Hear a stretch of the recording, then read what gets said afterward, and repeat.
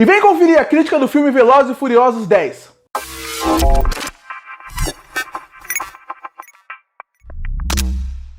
E chegou nos cinemas o filme Velozes e Furiosos 10. Filme esse que marca o começo do fim da franquia Velozes e Furiosos. E eu falo começo do fim porque inicialmente o 10º filme ia ser o último da franquia. Depois subiu para mais um e aí os produtores convenceram o Vin Diesel que poderia ter mais história para mais um filme. Então de 10 filmes subiu para 12. Não sei se vai ser Velozes e Furiosos 12 ou se vai ser Velozes e Furiosos 10 parte 3, mas vão ter mais 2 filmes depois desse. E obviamente o Vin Diesel teve que ser convencido, porque ninguém quer perder a galinha de ovos de ouro que é Velozes e Furiosos. Você pode não gostar do filme, achar que a qualidade dele não é boa, mas uma coisa é inegável, e não sou eu que estou falando, são os números. Velozes e Furiosos é uma das franquias, sagas mais lucrativas do cinema, e nenhum estúdio quer perder isso. Tanto que já foi meio que anunciado que depois que acabar essa saga principal, a franquia vai continuar com seus spin-off, para mostrar como de nenhuma forma o estúdio quer perder essa galinha dos ovos de ouro. Então, a partir daí, vai ter mais 2 filmes e também vai ter provavelmente spin-offs. E esse começo é muito importante para quando eu chegar a falar sobre a história do filme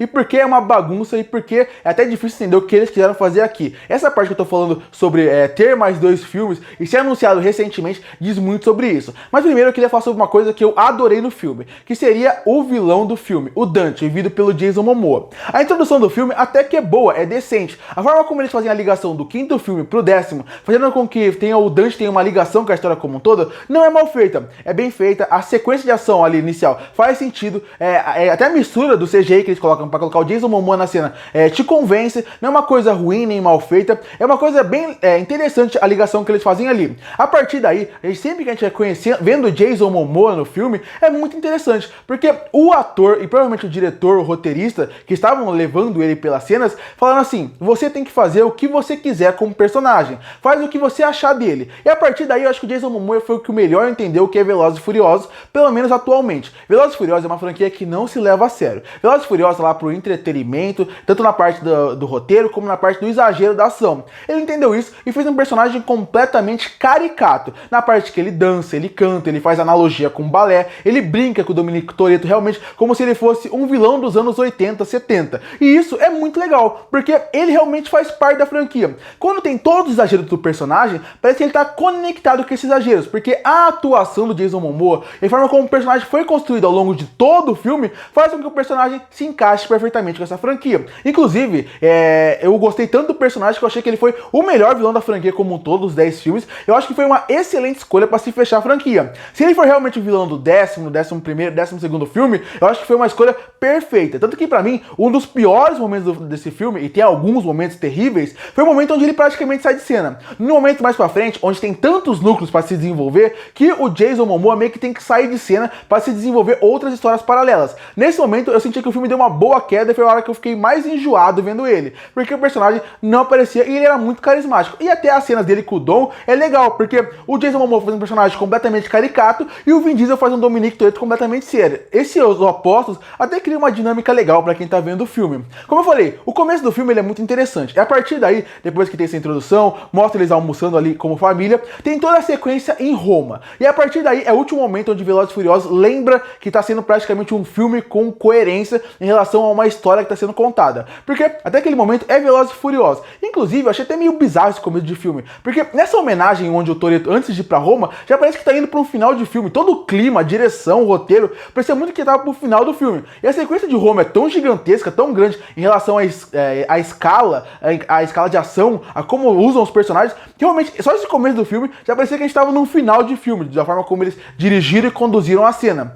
Essa ação, eu nem acho ela das piores, tem algumas coisas caricatas de Velozes e Furiosos que combinam com a franquia, e eu vou aproveitar esse ponto para falar um pouquinho sobre a ação do filme, porque sempre que sai um filme de Velozes e Furiosos, sempre volta a mesma discussão. Ah, o filme é ruim por causa que a ação é muito exagerada, sai da realidade. Bom, eu acho que você que vai no cinema assistir Velozes e Furiosos 10 e reclama que a ação tá muito exagerada, eu acho que você tá querendo se enganar, porque é tipo você ir num fast food e reclamar que a comida é muito industrializada. Você sabe imaginável que se serve numa comida de fast food. E você sabe que vai ser industrializada. Você reclamar disso é você querendo se enganar. E Velozes e Furiosos, o 10º filme da franquia, não é o primeiro, não é o segundo, é o 10º. Você reclamar que ele é exagerado, eu acho que você tá querendo se enganar. Porque desde o 5º filme da franquia, eles realmente largaram completamente essa ideia mais da realidade no ponto de ação. Então depois de praticamente 5, 6 filmes, você falar que a franquia continua ruim porque tá exagerada, de novo, você tá querendo se enganar. Eu não gosto da ação de Velozes e Furiosos, mas eu não gosto porque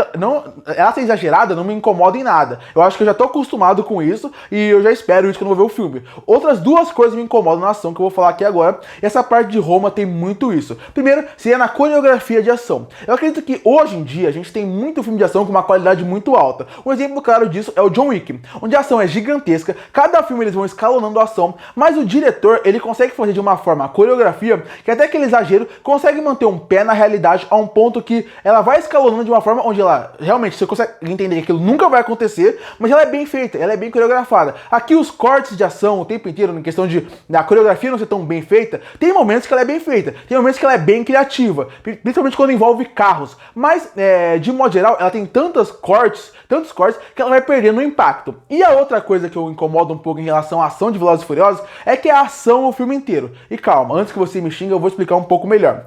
Tem um motivo para filmes existir a ideia do respiro. Quando você respira, você consegue desenvolver a história, desenvolver os personagens e fazer com que algumas coisas fluam melhor no seu filme. Porque se você tem uma ação no começo do filme, uma ação, por exemplo, no meio e uma grande ação no final, ela vai te criando impacto e você vai querer ver ela. Se o filme tem 2h30, como acontece aqui, e das 2h30, praticamente 2 horas, é ação sem parar, vai acabar gerando um desgaste natural, que não é Velozes e Furiosos. Qualquer filme que fizer isso vai acabar gerando. E é isso que acontece comigo. Quando chegar na ação final, eu nem acho que a ação do final pode ser a pior do mundo. Inclusive, pro exagero de Velozes e Furiosos, tá condizente com a franquia. O problema da ação final é tanta ação, e quando chegar na ação final eu já tô cansado. Eu não queria mais ver ação. Eles poderiam realmente cadenciar melhor a ação numa forma onde não gerasse esse esgotamento natural. É porque a parte do exagero me incomoda, mas esse esgotamento me incomoda porque chega no final do filme eu só queria que o filme acabasse, eu não aguentava mais estar ali vendo uma ação atrás do outro que não leva nada. Inclusive, como todo filme de Velozes e Furiosos, tanto a ação como a parte dos personagens, eles começam do nada e terminam no nada, porque a história realmente parece que não chega do nada a ponto nenhum. Mas esse é o ponto que eu ia falar da ação do início, porque a partir daí, o roteirista realmente largou mão. Porque o que acontece? Ele sabia que ia ter mais um filme. Então esse filme ele sabia que ele não podia fechar as coisas. Ele não podia matar o vilão, ele não podia matar muitos personagens, ele não podia nem adiantar muita história. Porque ele sabia que vai ter mais um filme. Inclusive, e aí entra o ponto que eu falei no começo. Imagina assim, o cara criou um roteiro, por pior que seja, ele criou um roteiro pensando em 2 filmes. Aí depois que acaba o filme, ele descobre que vai ter mais um. Ou seja, o segundo filme, que ainda nem foi filmado, provavelmente vai ser bem enrolação em alguns núcleos para poder ter mais um terceiro. Mas enfim, o que acontece? Daí o filme é dividido em vários núcleos. Cada núcleo de cada personagem vai ter a sua história paralela. E aí que o filme vira uma confusão na história, no roteiro e na montagem. A ação eu já falei. Isso que eu falei da ação vale pro filme inteiro. A parte de uma coreografia melhor e a parte de ser enjoativo ao longo do filme. Mas o filme praticamente se divide em 4 núcleos. Você tem o núcleo do Vin Diesel, que é o núcleo principal do filme, que fica o Toretto e o Dante. Você tem um núcleo praticamente do Han, ali onde ele praticamente fica tentando sobreviver sem dinheiro, junto com os outros personagens. Aí depois disso você também tem o núcleo da Letty, e você também tem o núcleo do John Cena, que é o Jacob, junto com o filho do Toretto, que é o Bryce. Tem praticamente esses 4 núcleos no filme. E é impressionante como os 4 núcleos parece que são filmes completamente separados e nenhum conversa de maneira nenhuma. Tem 2 núcleos desses 4 que eu acho que até são decentes até certo ponto. O Jacob, junto com o filho do Dom, o Brian, é um núcleo que ele não funciona super bem, ele aparece muito pouco, mas quando ele aparece gera até um certo divertimento, certo entretenimento. E o núcleo do Toretto junto com o núcleo do Dante, ele até é um núcleo que não é tão ruim assim. É um núcleo onde realmente tem uma coisa mais interessante acontecendo ali. Tem diálogos terríveis do Toretto, essa parte vale destacar, é um dos piores diálogos que tem na franquia. Tem algumas cenas que a ambientação tá terrível, como a ambientação do Rio de Janeiro ou de algumas outras cidades. É lamentável o que eles fizeram aqui, mas mesmo assim, pelo menos menos a história ainda parece que tá fluindo aí. Os outros dois núcleos, aí eu já acho núcleos terríveis. Esse núcleo onde envolve, por exemplo, o Han, é um núcleo que parece que nada acontece. Quando você chega no final desse núcleo, parece que ele ainda tá no começo, parece que o filme inteiro não andou. Tem a parte do alívio cômico que pra mim não funciona, tem a parte do desenvolvimento dos personagens que não funciona, tem uma discussão sobre liderança que poderia ser mais desenvolvida, mas também não tem tempo de tela, e você também tem o núcleo da Letty, que é um núcleo que também é completamente jogado. É um núcleo que também parece que eles estão no começo ainda. O filme tem 2 horas e meia e quando chega no final do núcleo, parece que tá começando agora. E aí entra o problema do filme. Esse filme facilmente deveria ter tido umas 3, 4 horas na parte da rodagem total. E na hora que eles foram diminuindo para poder encaixar na rede de cinema, vamos dizer assim, no horário normal, eles tiveram que cortar muitas cenas. Isso é visível no filme. E a partir daí, esses dois núcleos foram os que mais sofreram. Parece que eles não têm conexão nenhuma com o resto do filme em vários momentos. É os que tem os piores diálogos, é os que tem as piores desenvolvimentos da parte da história, as coisas simplesmente são jogadas em tela e até algumas soluções o tempo inteiro caem do céu pra eles. E caem do céu exatamente por causa desse ponto que eu falei. Parece que eles fatiaram esse núcleo para poder encaixar no filme. Isso acaba gerando um certo incômodo. São dois núcleos que são completamente desperdiçados. Esses dois núcleos, eles vão ser importantes pra continuação, vão ser importantes pro final da saga, mas se você quisesse fazer um filme só focado na parte do Jacob com o Brian e focado no Toretto com o Dante, o filme ia funcionar perfeitamente bem. Ia ser completamente a ideia, não ia funcionar bem, mas a história ia fluir muito bem, porque os outros núcleos parecem que eles realmente são filmes separados. Parece que são filmes à parte que eles foram acoplando aqui. Eu não é que eu espero um roteiro brilhante em Velozes e Furiosos, mas realmente aqui é um exagero de uma forma onde incomoda. No ponto de facilitação de roteiro, no ponto de como a história é desenvolvida, no ponto de como eles trabalham alguns personagens e, de novo, algumas frases que eles usam como gancho me incomodam, como eu conheço alguma pessoa. Essa frase incomoda um pouco, por quê? Porque é aquela frase que você, é o roteiro falando, eu não sei o que eu vou fazer a partir daqui, então eu vou jogar qualquer frase pra dizer assim, olha, eu não vou te mostrar, vai acontecer a partir daqui, você tem que aceitar o que eu tô mostrando. Então, realmente, essas facilitações acabam incomodando e os núcleos pra mim não funcionam. Esses dois, o que passa na Antártica e o que passa praticamente em Londres, pra mim são dois núcleos que poderiam ser melhor trabalhados de modo geral. Os outros dois não são perfeitos, mas funcionam de modo geral melhor. Além disso, você ainda tem um fator, como eu falei, porque aí a partir daí já falei da ação que não funciona muito bem. A trilha sonora, eu acho que dos outros filmes é mais marcante, apesar de ter músicas muito boas no filme, como todo Velozes e Furiosos faz, consegue colocar boas músicas. O filme também consegue agarrar muito bem aos fãs, porque ele sabe quem é o público específico de Velozes e Furiosos. Ele sabe que tem um público muito fiel. Então eles pegam em nostalgia, eles pegam em volta de personagens, eles pegam em músicas que são tocadas em certos momentos, e isso acaba realmente atraindo e cativando os fãs. Eu acho isso admirável. Eu acho que é uma coisa que vale, é uma coisa que vale pro público que gosta. Mas como eu falei, o roteiro desse filme, ele realmente é completamente confuso no que quer trabalhar. Parece que o roteirista, junto com o diretor, eles colocaram várias cenas, eles gravaram várias cenas e falaram assim, agora quem vai fazer o filme mesmo é o montador. A gente gravou as cenas aqui meio espaçadas,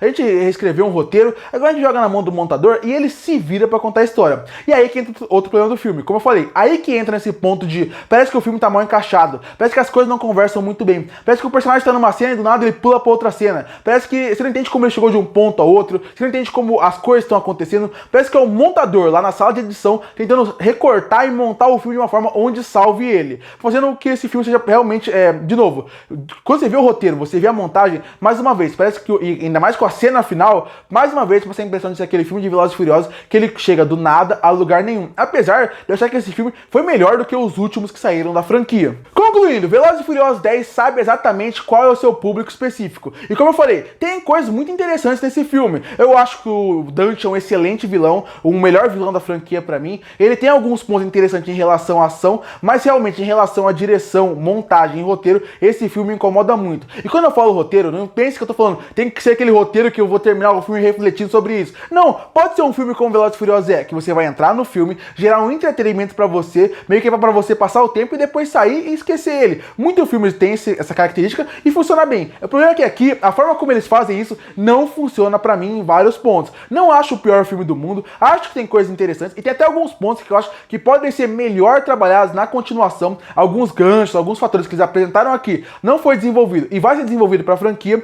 mas eu acho que o roteirista e o diretor tiveram um grande problema no ponto de ser o começo do fim, não ser um filme isolado. Então tiveram que apresentar muitos núcleos e muitas coisas que finalmente, realmente ficaram jogados, não ficaram bem trabalhados nem bem desenvolvidos aqui. Mas pelo menos pra quem gosta da franquia, tenho certeza que vai sair do cinema empolgado. Não foi o meu caso. E por isso que eu fecho o filme Velozes e Furiosos 10 com uma nota 4 de 10. Curte pra fortalecer o canal, se inscreve pra não perder os próximos vídeos. E aí, o que você achou do filme Velozes e Furiosos 10? Que nota se daria pra ele? Comenta aqui embaixo. Eu volto no próximo vídeo.